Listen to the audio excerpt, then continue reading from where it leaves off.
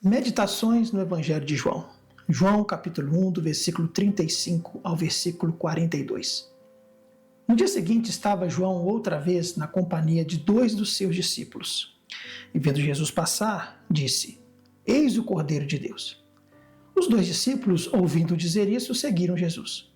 E Jesus, voltando-se e vendo que o seguiam, disse-lhes: Que buscais? Disseram-lhe: Rabi, que quer dizer mestre, onde assistes? Respondeu-lhes: Vinde e vede. Foram, pois, e viram onde Jesus estava morando, e ficaram com ele aquele dia, sendo mais ou menos a hora 10ª. Era André, o irmão de Simão Pedro, um dos 2 que tinham ouvido o testemunho de João e seguido Jesus. Ele achou primeiro o seu próprio irmão Simão, a quem disse: Achamos o Messias, que quer dizer Cristo. E o levou a Jesus.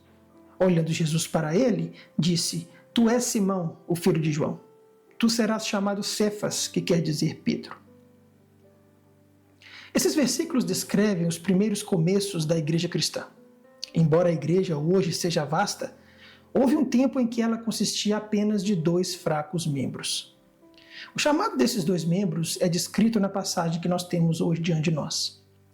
Em primeiro lugar, nós vemos nesses versículos o bem que é feito quando se testifica continuamente sobre Cristo. Na primeira vez que João Batista exclamou: Eis o Cordeiro de Deus, aparentemente não houve nenhum resultado imediato. Não é dito que alguém tenha ouvido, questionado ou mesmo crido. Mas quando ele repetiu as mesmas palavras no dia seguinte, lemos que 2 de seus discípulos ouviram-no falar e seguiram a Jesus.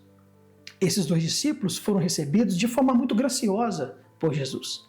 Diz o apóstolo João que eles vieram e viram onde ele, no caso Jesus, morava, e permaneceram com ele naquele dia.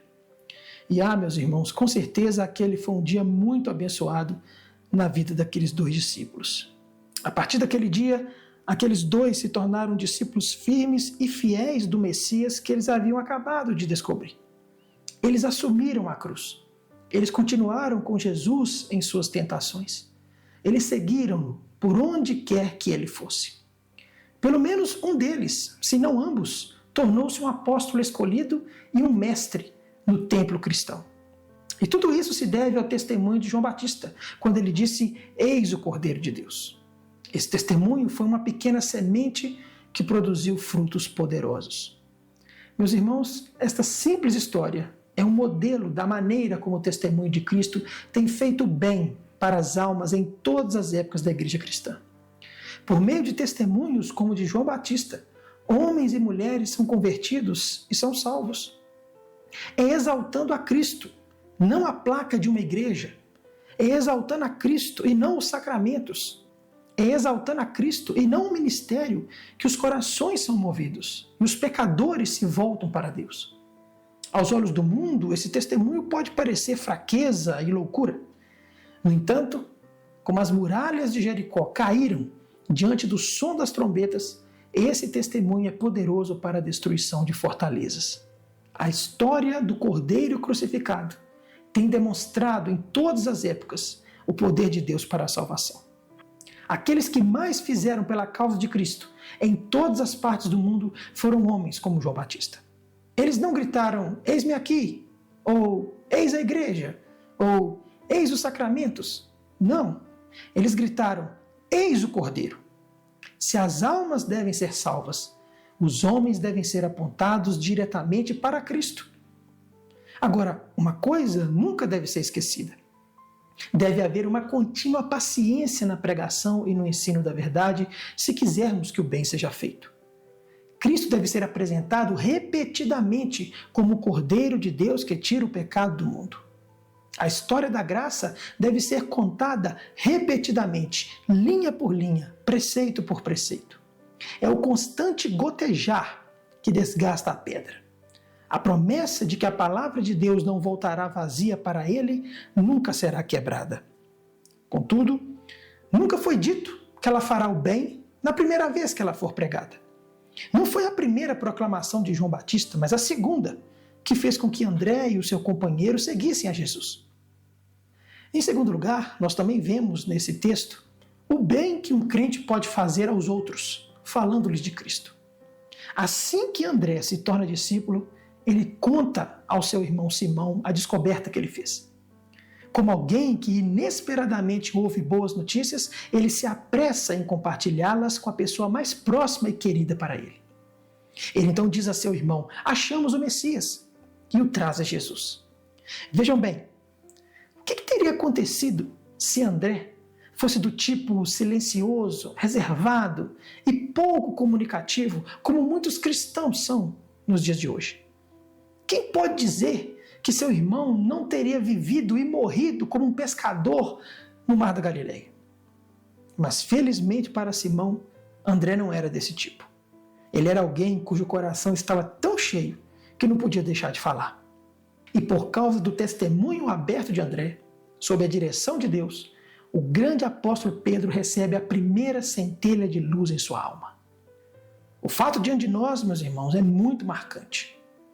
Dos 3 primeiros membros da igreja cristã, pelo menos um foi levado a Jesus pela palavra particular e pessoal de um parente. Pedro não ouviu nenhuma pregação pública. Pedro não viu nenhum milagre poderoso ser realizado. Pedro não foi convencido por nenhum raciocínio poderoso. Ele apenas ouviu o seu irmão dizer-lhe que ele mesmo havia encontrado o Salvador. E imediatamente o trabalho começou em sua alma. O simples testemunho de um irmão que tinha um coração fervoroso foi o primeiro elo da cadeia que tirou Pedro do mundo e o uniu a Jesus Cristo. A primeira ação do grande trabalho que tornou Pedro uma coluna da igreja foi dado pelas palavras de André: achamos o Cristo. Meus irmãos, seria muito bom para a igreja de Cristo se todos os crentes fossem mais como André. Seria muito bom para as almas se todos os homens e mulheres que fossem convertidos falassem com seus amigos e parentes sobre assuntos espirituais e lhes contassem o que eles encontraram. Quanto bem seria feito! Quantos poderiam ser levados a Jesus, que agora vivem e morrem em incredulidade? O trabalho de testemunhar o evangelho da graça de Deus não deve ser deixado apenas para os ministros. Todos os que receberam misericórdia devem declarar o que Deus fez por suas almas. Todos que foram libertados do poder do diabo devem ir para casa e contar aos seus amigos as grandes coisas que Deus fez por eles. Milhares, humanamente falando, ouviriam uma palavra de um amigo, mas não ouviriam um sermão. Todo crente deve ser um missionário em sua casa, um missionário para sua família, um missionário para seus filhos, para os seus empregados, para os seus vizinhos e para os seus amigos. Agora, se não conseguirmos encontrar nada para dizer aos outros sobre Jesus, é de duvidar se realmente conhecemos a Jesus de forma salvadora. Portanto, tomemos cuidado para que estejamos entre aqueles que realmente seguem a Cristo e permanecem com Ele. Não é suficiente apenas ouvir de Cristo pregado do púlpito e ler sobre Ele como está descrito nos livros. Devemos segui-lo de fato, derramar os nossos corações diante dele e ter comunhão pessoal com Ele. Então, e somente então, nos sentiremos constrangidos a falar dele com os outros. O homem que só conhece Cristo pelo ouvir dos ouvidos e não pelo ouvir do coração, nunca fará muito pela causa de Cristo na terra.